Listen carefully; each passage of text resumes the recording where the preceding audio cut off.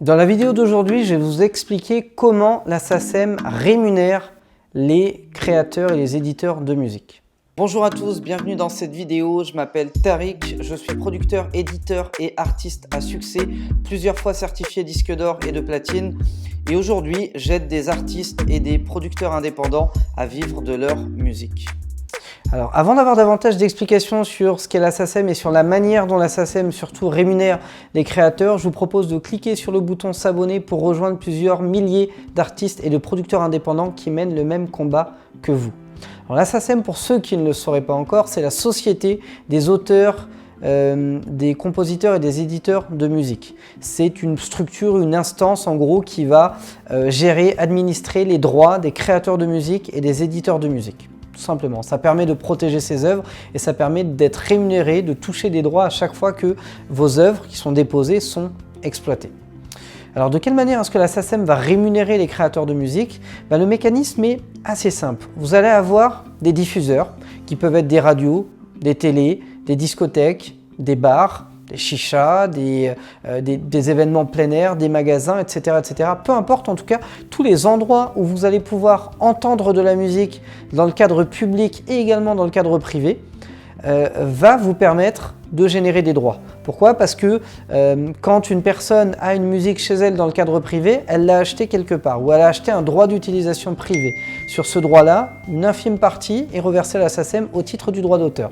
Quand une radio diffuse un morceau, une partie des recettes publicitaires de la radio est reversée à la SACEM pour être autorisée à diffuser la musique. Quand vous allez dans un salon de coiffure et qu'il y a de la musique et que la musique est diffusée, pour que le salon ait le droit de diffuser de la musique, il paye un abonnement à la SACEM qui l'autorise à diffuser cette musique-là.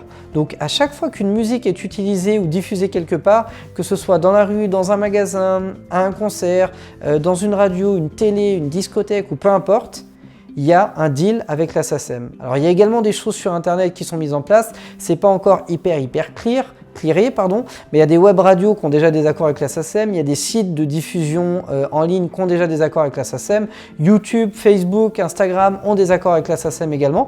Donc c'est en train vraiment de fédérer un petit peu tout le mécanisme. Et de quelle manière est-ce que la SACEM va rémunérer les auteurs, compositeurs et éditeurs de musique? Eh bien, c'est par la SPRE. La SPRE va être l'organisateur qui va aller collecter toutes ces sommes-là, elle va les enregistrer en caisse, et à partir de là, elle va dire « Ok, sur toutes ces sommes-là, il y a une partie qui va être reversée à des organismes qui s'appellent la SCPP, la SPPF, la DAMI et la SPEDIDAM au titre du droit voisin, et une grosse partie qui va être reversée à la SACEM au titre du droit d'auteur. » Alors si vous ne savez pas ce qu'est le droit voisin, j'ai fait une autre vidéo sur cette chaîne YouTube. Je vous invite à cliquer dans la barre de YouTube droit voisin musique. Vous allez tomber immédiatement sur la vidéo et vous allez revoir ce que je vous explique déjà là de manière beaucoup plus schématisée et comprendre beaucoup mieux ce qu'est le droit voisin. Je ferme la petite parenthèse. Mais du coup, la SACEM va percevoir ces sommes-là et à partir de ces sommes-là, elle va être capable par des mécanismes informatisés de dire « Ok, on a perçu, je sais pas moi, 18 millions d'euros. Sur ces 18 millions d'euros-là, eh bien, il y a peut-être 50 000 œuvres qui peuvent prétendre à percevoir des sommes. Et à partir de là, chaque œuvre va percevoir des droits par rapport au volume de diffusion, à la durée de diffusion et à la qualité de la diffusion. Je m'explique. Si vous êtes diffusé sur Radio Cancan en bas de chez vous 300 fois, mais que Radio Cancan ne paye qu'un abonnement de, je sais pas moi, 2000 € par an à la SACEM, même si vous touchez, je sais pas moi, les 2000 € par an qu'ils payent, ce ne sera jamais plus que 2000 € par an. Par contre, si vous êtes diffusé sur des radios nationales comme Énergie, Fun Radio, Skyrock, etc., vous avez un coût à la minute qui est beaucoup plus élevé que sur Radio Cancan. Radio Cancan va peut-être vous rémunérer 10 centimes la minute. Énergie va peut-être vous rémunérer, je sais pas moi, 50 € la minute. Du coup, c'est bien plus rentable d'être diffusé sur Énergie que d'être diffusé sur Radio Cancan.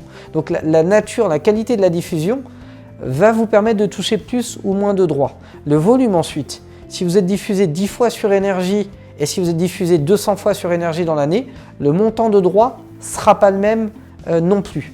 Et puis le dernier point qui va impacter votre niveau de rémunération à vous à titre personnel, c'est la clé de répartition sur l'œuvre. Une fois que la SPRE a collecté les sommes, les a réparties à la SACEM, que la SACEM les répartit aux différentes œuvres, sur chaque œuvre, il y a une répartition qui va se faire à chaque ayant droit. Si tu as 10% sur l'œuvre et si tu as 90%, tu ne vas pas toucher la même somme. Donc du coup, selon la clé de répartition, tu peux toucher plus d'argent ou moins d'argent. Et c'est de cette manière que la SACEM va aller collecter les droits et les répartir aux différents auteurs, compositeurs, arrangeurs et éditeurs de musique qui ont choisi d'apporter leurs œuvres au répertoire de la SACEM. Donc là, je l'ai vraiment résumé, schématisé de manière très globale. Bien sûr, c'est plus complexe que ça. Bien sûr, il y a quelques spécificités. Bien sûr, il y a des détails qui sont importants à prendre en compte. Mais il me faudrait plusieurs heures pour vous détailler tout ça. Mais là, déjà, dans les grandes lignes, vous comprenez un peu mieux comment fonctionne le mécanisme. Ça part d'un diffuseur. De ce diffuseur-là, la SPRI collecte les sommes. La SPRI les répartit ensuite à différents organismes de gestion collective, dont la SACEM en est un. La SACEM perçoit ces sommes-là, les répartit aux différentes œuvres qui ont été répertoriées selon leur nombre de diffusions, le volume de diffusion, la qualité des diffusions, donc les droits perçus. Et pour chaque œuvre, un montant de droits est perçu. Et pour chaque œuvre, différents ayants droit vont percevoir des sommes. Voilà un petit peu le schéma, l'escalier, la manière dont ça descend entre le diffuseur diffuse le titre et le créateur touche ses droits.